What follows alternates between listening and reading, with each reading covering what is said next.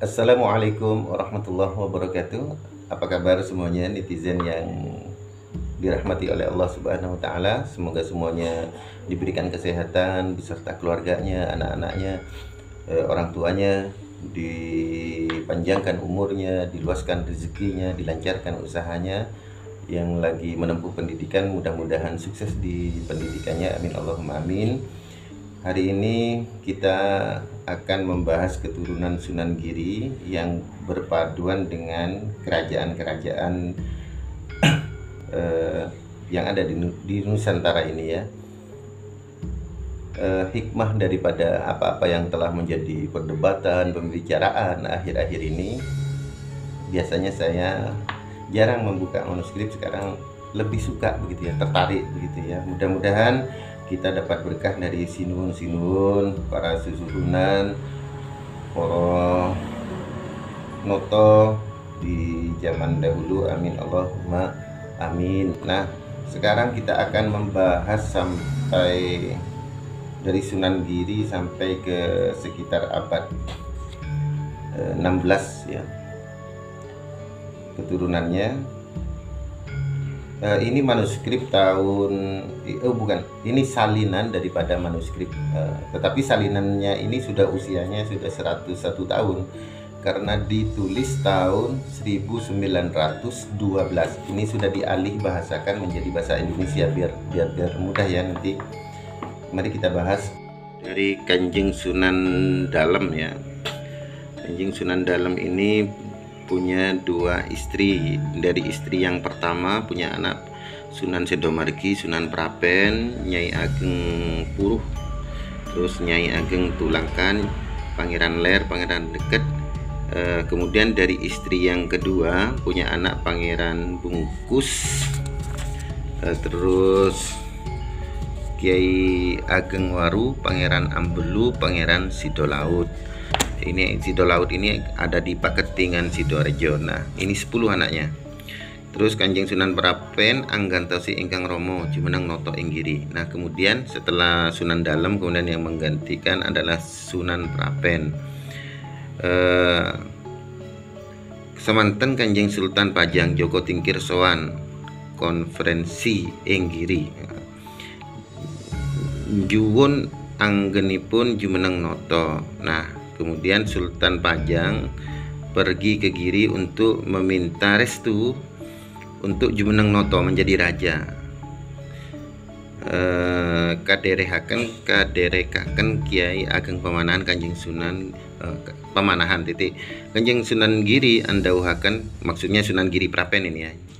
Jen Kiai Ageng Pamanahan ingkang anurunaken para ratu ing tanah Jawi sapi turutanipun.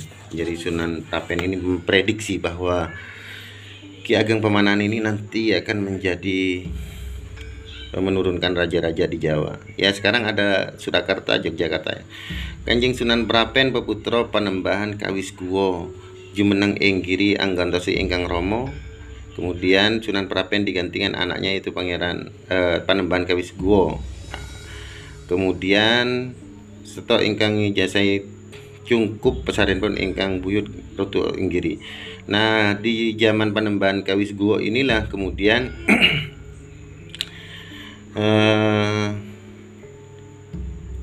dibangun cungkup daripada Sunan Giri. Panembahan Kawis Guwo punya anak Panembahan Agung.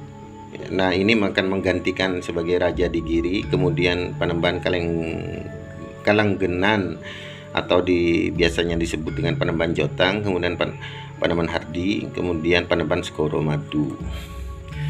Panembahan Agung ing Giri dipun gantosi ingkang putra nama Mas Witono. Mas Witono ini makamnya ada di Socah, di daerah Socah sini, Bangkalan tepi laut, karena ketika itu perang ya, sehingga keturunan dari Sunan Giri karena terlibat perang dengan Mataram ketika itu banyak lari kemudian menyeberang ke Madura, karena jaraknya hanya berapa kilo dari Giri ke Bangkalan di Socah itu, hanya dekat-dekat banget, bahkan kelihatan bener.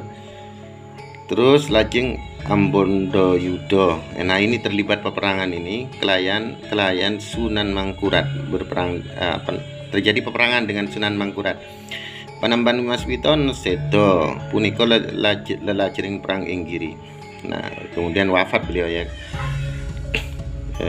Kalau beliau dimakamkan di ini, tetapi juga ada yang mengatakan makamnya di Jawa sana, tetapi kalau riwayat-riwayat dan tulisan-tulisan itu ada di daerah Bangkalan, insya Allah ya, insya Allah. Namanya di sini makam Mas Witan. Nah, Mas Witono ini punya anak 3, Pangeran Singosari, beliau juga wafat di dalam peperangan, kemudian Pangeran Puspohito. Ini salah satu kenapa manuskrip sebetulnya tidak boleh dibuka, karena memang ada konflik-konflik gitu ya, agar anak turunannya kemudian tidak ada timbul sesuatu yang tidak baik begitu ya. Tapi karena ini sekarang sudah saling menikah, maka ini kan leluhur bersama sudah ya. Kemudian Pangeran Puspohito. Nah, yang terakhir adalah Estri. Nah, putra nomor 2 dan 3 ini dibawa ke Mataram. Sedangkan yang istri, anaknya Panembahan Agung Inggiri ini lajeng gegarwa dening Sunan Mangkurat. Nah, kemudian ini untuk mendamaikan perang, salah satunya adalah anaknya kemudian langsung dinikahi oleh si raja pemenang ya. Raja yang menang maka harus menikahi itu untuk menyudahi peperangan, sehingga kemudian tidak ada lagi dendam gitu ya. Namun boten peputra lajeng keterima akan datang Panembahan Cakraningrat. Nah, sedo ing Kamal ing Madura. Nah, ini Panembahan Siding Kamal namanya, beliau Cakraningrat kedua.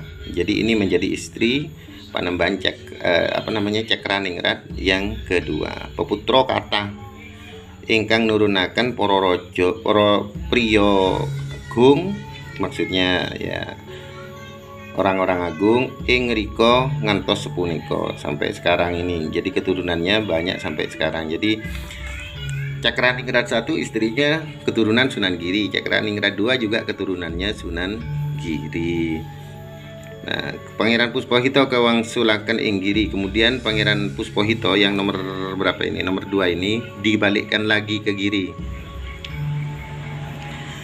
Anggantosi ingkang Rama lajeng kegantos dening ingkang putra nama Pangeran Singonegara. Nah, kemudian setelah konflik perang selesai, kemudian dikembalikan lagi tahtanya begitu. Nah, yaitu Pangeran Puspohito kemudian menjadi raja di Giri. Kemudian Pangeran Puspohito anggantosi ingkang Rama lajeng dening ingkang putra nama Pangeran Singonegara yang menjadi raja kemudian. Nah, ini keturunan Sunan Giri sampai ke sini masih laki-laki terus begitu ya. Masih banyak keturunan. Ini Giri.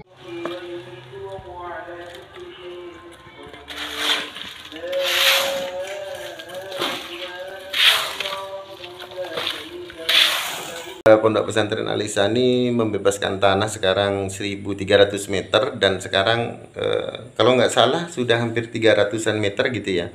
Jadi nanti kalau sudah 1.300 meter terpenuhi ya berarti ditutup untuk pembebasan lahan tanah ini. Saya masukkan barcode-nya di situ, itu bisa dilihat siapa saja nama pewakaf tanah yang sekarang ikut mewakafkan tanah untuk pembebasan lahan di sekitar Pondok Pesantren Alisani. Saya ucapkan terima kasih, jazakumullah ahsanal jaza. Mudah-mudahan dipanjangkan umurnya, diberikan keluasan rezekinya, dipermudah segala usahanya, dikabulkan segala hajatnya, amin Allahumma amin. Kalau misalkan berkenan bagaimana Pak? Ya, 1 meternya 120.000. Kalau misalkan mau wakaf 1 meter ya 120.000. Kalau 2 meter 240, kalau 3 meter 360, kalau 10 meter 1.200.000. Lumayan besar. Ya, silakan berapa meter kalau berkenan silakan.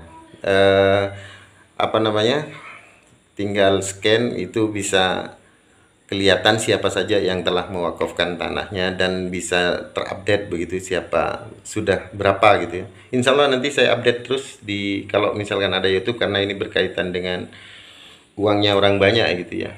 Karena tanah yang dibeli semua di Alisani itu diwakafkan. Kalau mau ikut wakaf tanah, bisa transfer ke rekening yayasan atau rekening pribadi saya ya. Saya tampilkan di layar itu, dan kalau misalkan nyumbang, mohon dikonfirmasi ke saya, ke WA saya. Saya cantumkan di situ karena untuk mengeluarkan sertifikat piagam wakafnya. Jazakumullah ahsanal jaza.